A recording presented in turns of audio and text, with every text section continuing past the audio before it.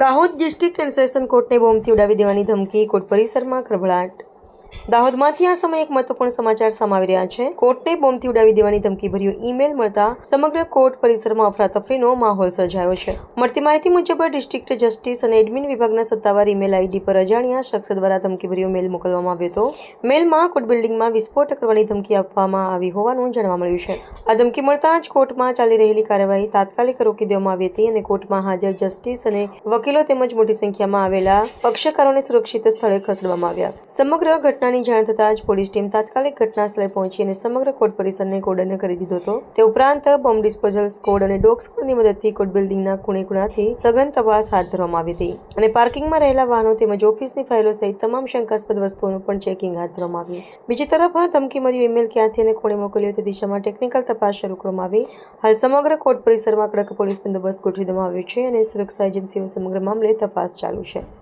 જી sir.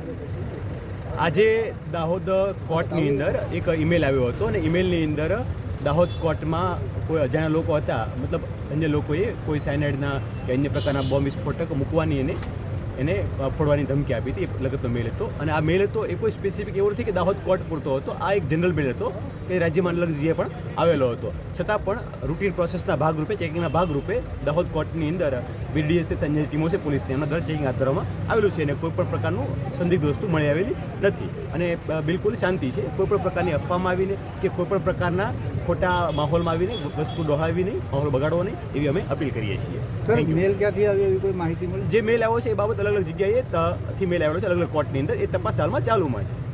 Sir, बीते दिनों में भी दाहोद में इस प्रकार का मेल आ चुका है. મેં ભૂતકાળમાં બી જે અલગ અલગ જગ્યાએ મેલ આવ્યા હતા રાજ્યમાં, એ જ પ્રકારના કોમન મેલ અહીં આવેલા છે. કોઈ સ્પેસિફિક દાહોદની કોઈ જગ્યા માટેનો કોઈ મેલ અત્યાર સુધીમાં આવેલો નથી. આ જનરલ મેલ છે જે તમામ જગ્યાએ ફોરવર્ડ થયેલો છે, જેની તમામ જગ્યાએ અલગ અલગ જગ્યાએ તપાસ ચાલુ છે અને એની સેન્ટ્રલી પર તપાસ કરવામાં આવી રહી છે.